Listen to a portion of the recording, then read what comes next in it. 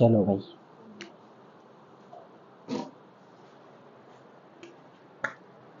कौन सा चैप्टर है भैया आपका? समांतर श्रेणी। क्या होती है समांतर श्रेणी, पता है कुछ?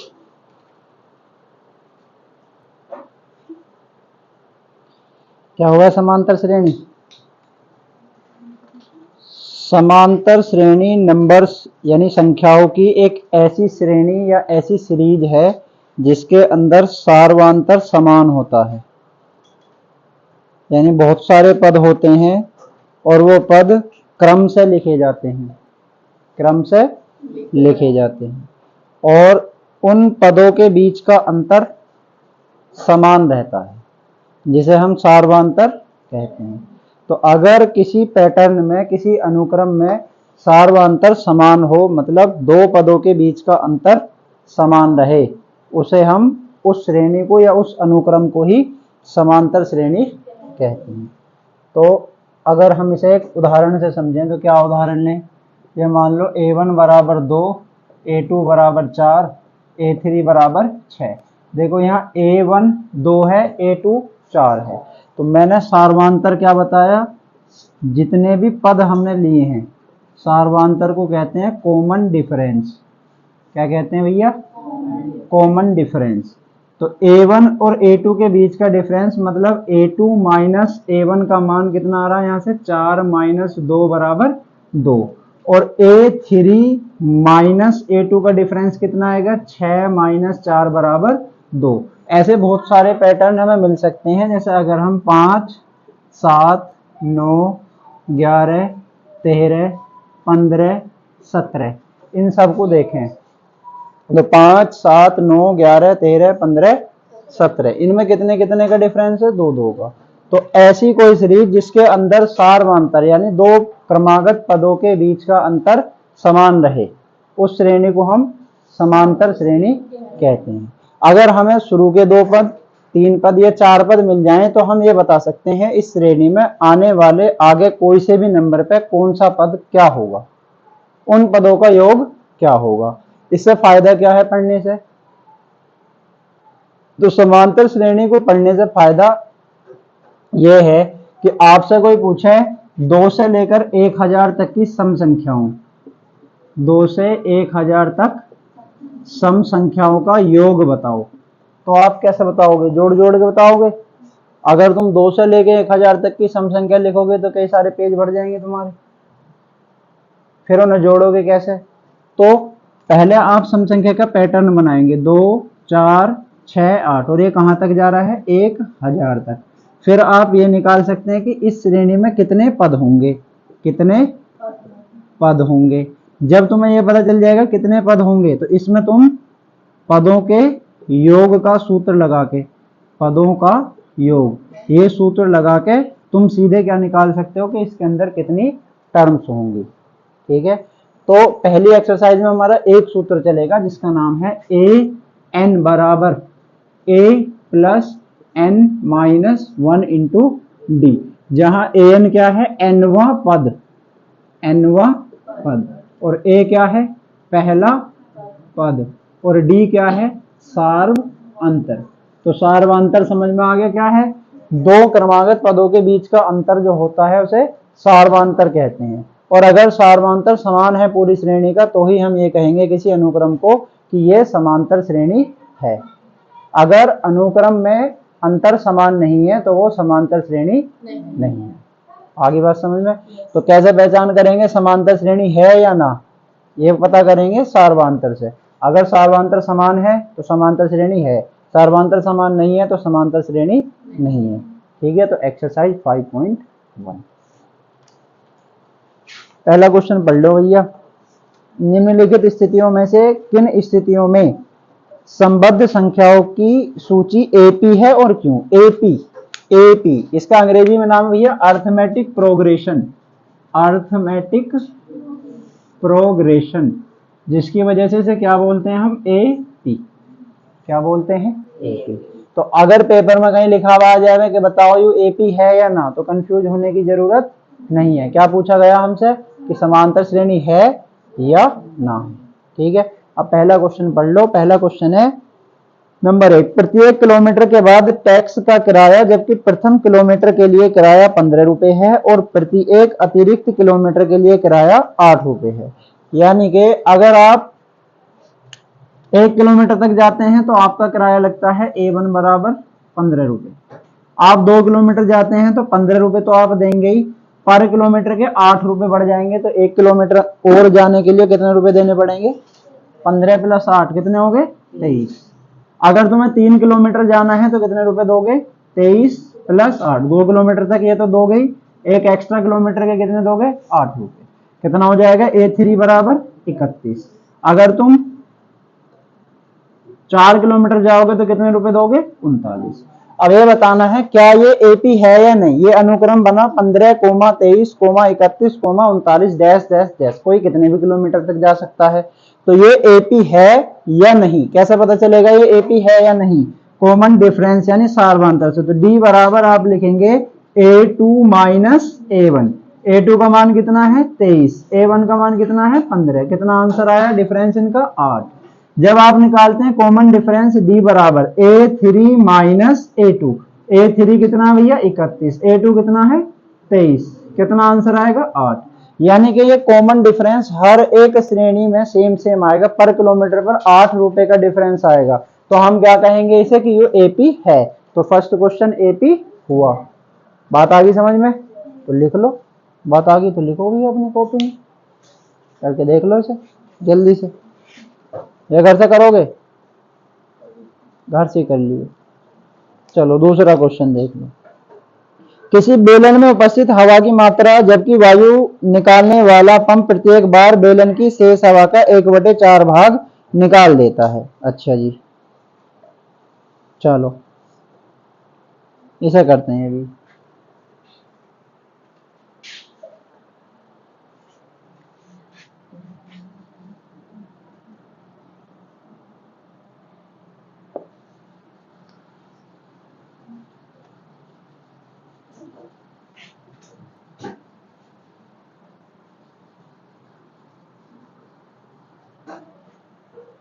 ये मान लेते हैं भैया कि बेलन के अंदर ए हवा है प्रारंभ में, यानी A1 बराबर क्या है? A। अब जितनी हवा इसके अंदर है उसका 1/4 भाग बाहर निकाल लेते हैं, यानी A2 बराबर क्या आएगा? A2 बराबर A माइनस 1/4। जब इसे A माइनस 1/4 करेंगे तो एलसीएम कितना आ जाएगा? 4। और 1/4 का मतलब A का 1/4 भाग यानी A/4। तो ये कितना बचेगा? 4A माइनस A बराबर 3A/4। अब दूसरे पद में कितनी हवा है? 3A/4। इतनी हवा है नहीं, A/4 निकाल ली, A में से इतनी निकाल ली तो बचेगी कितनी? A में से इतनी निकाल के ये बचेगी। अब A3 बराबर 3A/4, ये हवा इसके अंदर बची हुई है, इसमें से 1/4 फिर निकाल लो तो कितनी बचेगी? 4। 3A माइनस A 2A/4 मतलब A/2। A3 कितना मिला हमें? A/2। A4 कैसे निकलेगा? A4 चौथा पद। A/2 हवा शेष बची, इसमें से A/4 भाग हमने हवा दोबारा से निकाल ली क्योंकि हर बार कितने निकाल लेते हैं? A/4। एलसीएम कितना आया? 4। बताओ 2A माइनस A, कितनी हवा बचेगी इस बार? A/4। समझ पा रहे हो कुछ? तो अब कैसे पता करेंगे एपी है या नहीं? डी बराबर A2 माइनस A1। जब 3A/4 में से A घटाओगे तो कितना आएगा? बताओ।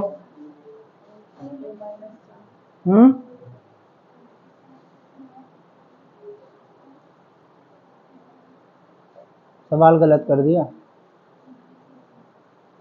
सवाल गलत कर दिया, क्योंकि शेष बची हवा का 1/4 भाग निकलता है, तो इतनी तो A2 में है, तो अगली बार जो भाग निकलेगा A/4 किसका? 3A/4 का, 3A/4 का।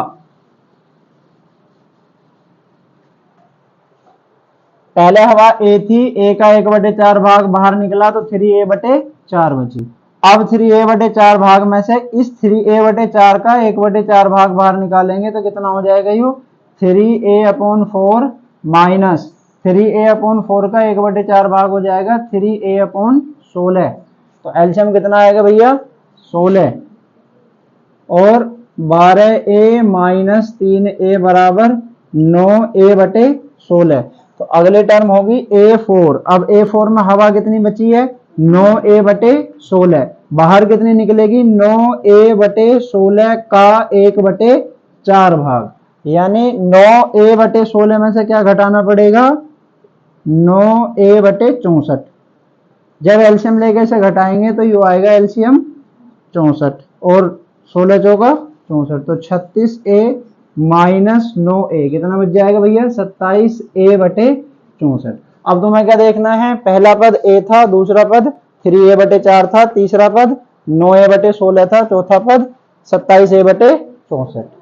तुम्हें क्या देखना है a2 में से a1 घटा के जो आंसर आ रहा है वही a3 में से a2 घटा के आना चाहिए, वही a4 में से a3 घटा के आना चाहिए, जो कि सेम नहीं आएगा, जिसका मतलब क्या है ये AP नहीं है। बात समझ में आ गई? दिक्कत कहाँ आई, समझ में आया? जितनी हवा अंदर बचती है उसका 1/4 निकालेंगे। तो 3a/4 भाग हवा बची थी, उसका 1/4 कितना हो जाएगा 3a/16। कोई समस्या? तीसरा सवाल करें। तीसरा सवाल है, एक प्रत्येक मीटर की खुदाई के बाद एक कुआं खोदने में आई लागत, जबकि पहले मीटर की खुदाई की लागत 150 है और प्रत्येक मीटर खुदाई की लागत 50 रुपए बढ़ती जाती है। तो ये इसके जैसा सवाल है, बिल्कुल इसके जैसा सवाल। किधर से है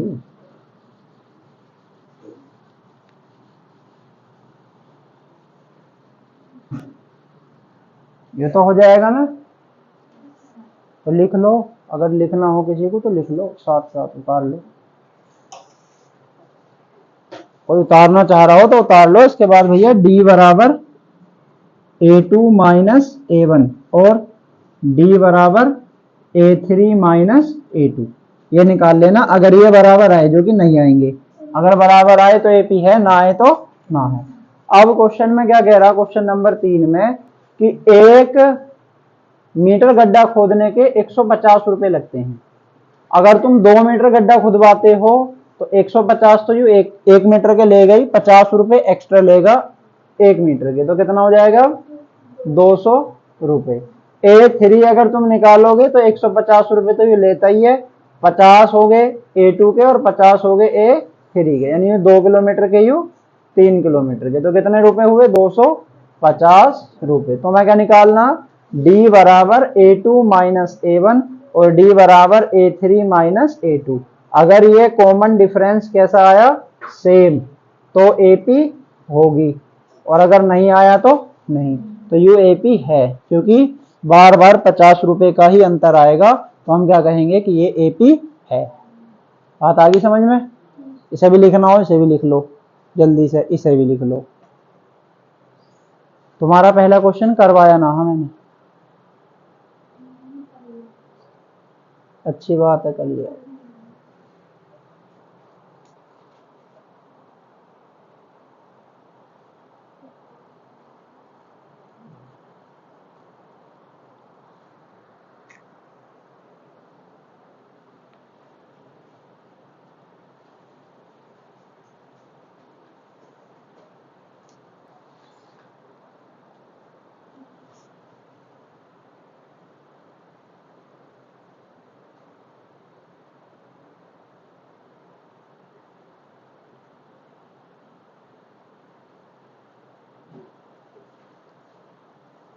ये निकाल के देखनी है भैया D बराबर A2 माइनस A1, कभी पेपर में ऐसे लिख के छोड़ दो,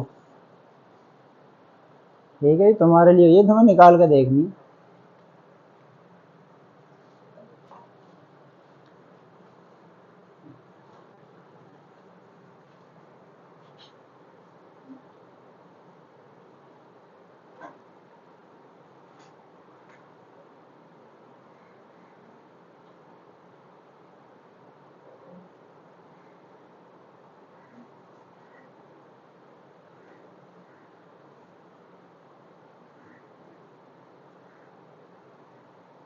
चले भाई अगले क्वेश्चन पे। चलो क्वेश्चन नंबर 4 समझ लेना। क्वेश्चन नंबर 4 को अगर तुम 7वीं 8वीं क्लास में थोड़ा बहुत पढ़े होगे तो ये तुम्हें जल्दी से समझ में आ जाएगा, ना पढ़े होगे तो थोड़ी सी देर लगाएगा, पर कोई बात नहीं, करना तो है। खाते में प्रत्येक वर्ष का मिश्रधन जबकि 1000 रुपए की राशि 8% वार्षिक ब्याज की दर से जमा की गई है, एक वर्ष में कितना मिश्रधन आएगा? मतलब प्रथम वर्ष के लिए भैया मूलधन कितना है आपके पास? 1000 रुपए। समय कितना है? 1 वर्ष। 1 वर्ष के लिए जमा करे गए। दर कितनी है बताओ? 8% वार्षिक। कौन सा ब्याज लगाया, चक्रवृद्धि या साधारण? साधारण चक्रवृद्धि। तो कैसे निकलता है चक्रवृद्धि मिश्रधन? A बराबर P1 प्लस R अपॉन 100 की पावर n। P कितना है भैया यहाँ पे? 1000। 1 प्लस R का मान 8/100। कितने वर्ष के लिए निकालना? 1 वर्ष के लिए। तो यहाँ कितना हो जाएगा? ये 1000 1 प्लस इसे काटेंगे 2/25 जुड़ के आ जाएगा ये कितना? 27/25। समझ में आया? एलसीएम आ जाएगा 25, यहाँ 25 एकम 25 और 2 27। कोई समस्या? तो यू आया 1000 मल्टीप्लाई 27/25, इससे इसे काटेंगे 40 बार। 27 चौका कितने हो में? 108। 1080 रुपये मिश्रधन आया। ये क्या आया? मिश्रधन। जितना मिश्रधन आया है अब ये अगले वर्ष मूलधन का काम करेगा, यानी A1 बराबर कितना मिला है? 1080। जब तुम A2 निकालोगे, A2 के लिए P का मान कितना है? 1080। R का मान कितना है? 8%। N का मान कितना है? 1 वर्ष। दोबारा से फॉर्मूला लगाओगे, A बराबर P1 प्लस R अपॉन 100 की पावर n।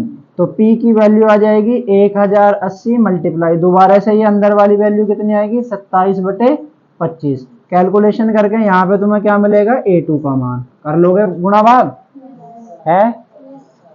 चलो A3 के लिए जो यहाँ आंसर आएगा वो A3 के लिए क्या हो जाएगा? P का मान। R का मान कितना रहेगा? 8%। N का मान कितना रहेगा? 1 वर्ष। करें तो इसकी कैलकुलेशन करने की कोशिश करें। क्या 25 से काट सकता है 1080 को? दशमलव में काटेगा, कुछ दशमलव में काटेगा। 25 चौका 100, 80 शेष बचेगा। 25 या 75 यानी 43 के आसपास कुछ वैल्यू आएगी। 43 की 27 मल्टीप्लाई करके यहाँ आंसर लिखोगे। जो आंसर आया है यहाँ पर वो यहाँ P का काम करेगा, और दोबारा से यही फॉर्मूला लगा के, यानी जो यहाँ डिजिट है मल्टीप्लाई 27/25, A3 मिल जाएगा। जब A1 यहाँ मिल गया, A2 यहाँ मिल गया, A3 यहाँ मिल गया, तो क्या करेंगे? सार्वांतर। क्या देखना सार्वांतर में? D बराबर A2 माइनस A1 और D बराबर A3 माइनस A2। अगर ये दोनों सेम आए तो यू AP है, और अगर नहीं आए तो AP नहीं है। आगे बात समझ में? कोई दिक्कत है? पेपर में इस क्वेश्चन का कोई भी पार्ट नहीं आएगा। क्वेश्चन नंबर 2 देखो। दी हुई एपी के पहले 4 पद लिखो जबकि प्रथम पद ए की वैल्यू आपको दी गई है और सार्वांतर डी का मान आपको दिया गया है। तो भैया मैंने फॉर्मूला लिखा है nवें पद के लिए ए एन बराबर a plus n minus 1 into d. इसे ध्यान से समझें, यहां से हमारी समझने की चीजें अच्छी अच्छी चीजें शुरू हो गई। देख लो, सेकंड के फर्स्ट क्वेश्चन के लिए ए की वैल्यू भी दी गई है और डी की वैल्यू भी दी गई है। आपसे क्या पूछा है? पहले 4 पद। तो ए पहला पद हो गया, A2 दूसरा पद हो गया, A3 तीसरा पद हो गया, A4 चौथा पद हो गया और A5 पांचवा पद। ये तो आपको दे रखा है। इसके बाद पहले 4 आपको लिखने हैं। कैसे लिखोगे? ए एन बराबर सूत्र होता है a plus n minus 1 into d. अब सवाल में पहले में ए का मान दे रखा 10 और डी का भी मान कितना दे रखा? पहले पद के लिए A1 तो हमें पता है, A1 कितना है? यही 10। कोई दिक्कत? जब A2 निकालेंगे तो A2 के लिए A बराबर 10 और N का मान क्या हो जाएगा? N बराबर 2। ये दिखना होगा छोटा छोटा सा। तो 2 माइनस 1 इंटू 10 कितना हो जाएगा भैया? 10 प्लस 10 कितना आंसर आया? 20। जब तुम A3 निकालोगे तो इसमें रखोगे n बराबर 3। जब n बराबर 3 रखोगे तो a की वैल्यू 10, n की वैल्यू 3 माइनस 1 और d का मान 10। तो 10 प्लस 3 में से 1 जाके कितना बचेगा? 2 मल्टीप्लाई 10 कितना हो गया? 10 प्लस 20 बराबर 30। जब a बराबर 4 निकालोगे तो n का मान कितना रखोगे? 4। कितना आंसर आएगा? 40। जब a बराबर 5 रखोगे तो n बराबर रखोगे 5 कितना आंसर आएगा? 50। कोई दिक्कत है? और बताओ, और कौन सा बताऊं? इसी तरह से सारी टर्म निकलेंगी। दूसरे सवाल में a बराबर है -2, a बराबर और d बराबर 0। इसकी टर्म कैसे निकालोगे? अगर सार्वमांतर 0 है तो क्या AP बनेगी? रख के देख लो। पहला पद A1 कितना है? -2। जब तुम A2 निकालोगे तो n बराबर क्या रखना तुम्हें? 2। an बराबर होता है a plus n minus 1 into D. मतलब जब भी तुम n का कुछ भी मान रखोगे d का मान 0 होने के कारण ये टर्म क्या हो जाएगी? बार बार 0। तो an का मान क्या आता रहेगा? वही डिजिट जो ये है। तो AP बनेगी? बनेगी AP? कैसे बनाओगे? जब सार्वमांतर 0 तो बार बार यही डिजिट तुम्हें मिलती रहेगी। कोई दिक्कत है? कोई समस्या? अरे भैया कोई दिक्कत है? तो इसके पहले 4 पद क्या लिखोगे तुम? पहले 4 क्या? पहले 400 भी पूछ लो तो -2 ही रह जाएंगे बार बार। -2 क्यों रह जाएंगे बार बार? -2 डी का मान 0 होने के कारण ये वाली टर्म बार बार 0 आती रहेगी। तो पहले जब तुम n बराबर 3 रखोगे तो भी 0, n बराबर 2 रखोगे तो भी 0, मतलब ये वाली टर्म। और a का मान जो है वही चलता रहेगा। बात आ गई समझ में? क्वेश्चन नंबर 3 में बताओ a क्या है और d क्या है? बहुत जल्दी से बता दो। a 4 और d -3। इसे निकाल लो। A1 बराबर तो भैया 4 रहेगा। जब तुम A2 निकालोगे तो n बराबर 2 रखोगे और सूत्र कौन सा लगाओगे? an बराबर a plus n minus 1 into D. a का मान कितना है? 4। n का मान दूसरा पद निकाल लो 2 माइनस 1 और d का मान -3। 4 प्लस 2 में से 1 जाकर 1 बचेगा और -3। 4 -3 बराबर कितना आंसर आ जाएगा? 1। तो A2 का मान कितना आया? 1। क्या अब तुम A3 निकाल सकते हो ऐसी n बराबर 3 रख के? निकल जाएगा। क्वेश्चन नंबर 2 में कोई समस्या? पक्का? देख लो, सोच लो, कोई और तो ना पूछना। क्वेश्चन नंबर 3 में बताना है पहला पद लिखो और सार्वमांतर। तो पहला पद तो वही है जो लिखा हुआ है बिल्कुल सामने। सार्वमांतर कैसे निकलेगा?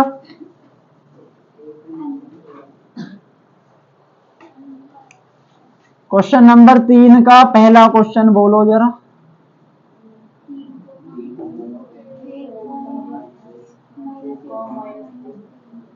बस जो पहली वैल्यू लिखी होती है इसे बोलते हैं प्रथम पद। क्या कहते हैं? तो A1 बराबर कितना आंसर आ गया? 3। कोई दिक्कत है? अब हमसे पूछा सार्वमांतर। क्या पूछा भैया? सार्वमांतर कैसे निकालोगे? सार्वमांतर A2 माइनस A1 पर A1 तो पता है, A2 क्या है? तो जो दूसरे नंबर पर लिख रहा है वही क्या है? A2। A2 का मान कितना? 1। तो बताओ D बराबर क्या आएगा? 1 माइनस 3। कितना आंसर आ गया? तो पहला पद तो इस क्वेश्चन में वही है जो क्वेश्चन में सबसे पहले लिख रहा। और सार्वमांतर के लिए क्या करना? दूसरे पद में से पहला पद घटा देना तो डी का मान तुम्हें मिल जाएगा। कोई दिक्कत? तीसरा और बताऊं? बहुत मुश्किल सवाल है ना तीसरा, क्योंकि भिन्नों का जोड़ आता नहीं, सब पे ना आता। A1 बराबर A2 बराबर D बराबर कैसे निकलेगा भाई? A2 minus A1। A2 कितना है और A1? आंसर कितना आ जाएगा? और पहला पद क्या है? U। ये तो पहला पद है नहीं? U, जहां से हमने लिखना शुरू करा है। कोई दिक्कत है? प्रश्न नंबर 1 2 3 बस बहुत है? और बताऊं? बता दो और बताऊं? चलो कर लो क्वेश्चन नंबर 4। देखो, निम्न में से कौन कौन एपी है? एपी की पहचान अभी मैंने बताई कैसे करेंगे। एपी की पहचान करने के लिए क्या देखना है? अगर सार्वधांतर समान आया है तो एपी है, और अगर सार्वधांतर समान नहीं आया है तो एपी नहीं है। आगे बात समझ में? तो क्वेश्चन नंबर 4 में देखो, इनमें से कौन कौन एपी है, और यदि एपी है तो इनका सार्वधांतर भी बताओ और इसके 3 और पद लिखो। चलो बहुत अच्छी बात, बताओ कौन सा बताऊं इसमें से?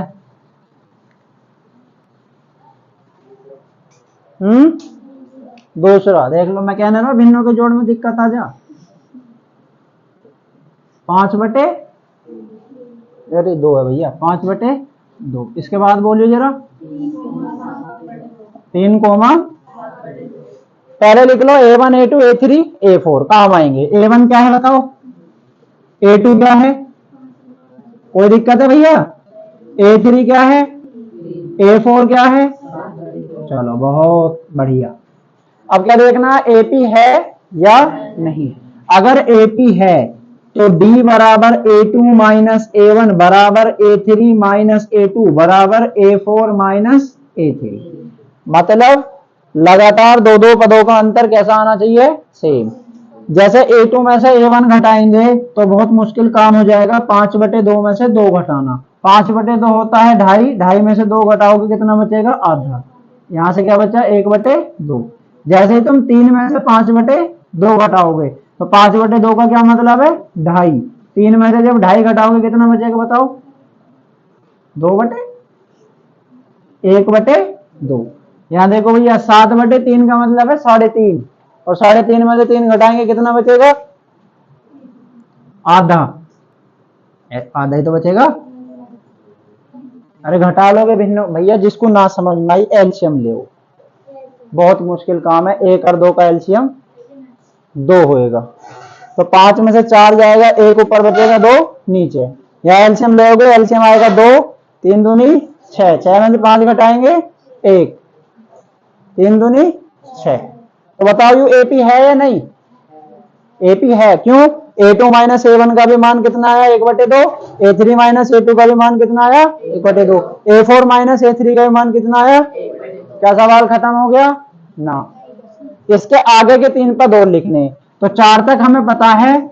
A5 लिखने के लिए हमें बहुत बड़ा विज्ञान लगाना पड़ेगा। n का मान कितना है? ओहो, अब सूत्र कैसे लगेगा? an बराबर a plus n minus 1 into d. A का मान है 2, n का मान है 5 और d का मान कितना आया है? 1/2। कहां से आया 1/2? जो डी का तो मान है भैया। कोई दिक्कत है? तो 2 प्लस 4 मल्टीप्लाई 1/2 कितना आंसर आ जाएगा? 4। A6 कैसे निकालोगे? n बराबर 6 रखोगे। n बराबर 6 रखोगे तो a plus n minus 1 into D लगाओगे। तो दोबारा से आंसर क्या आएगा? 9/2। 9/2 का मतलब है 4.5। आधा आधा जोड़ते जाओ, आधे आधे का जो डिफरेंस है। तो ये 4 आया तो अगला पद क्या आएगा? 4.5। 4.5 क्या होगा? 9/2।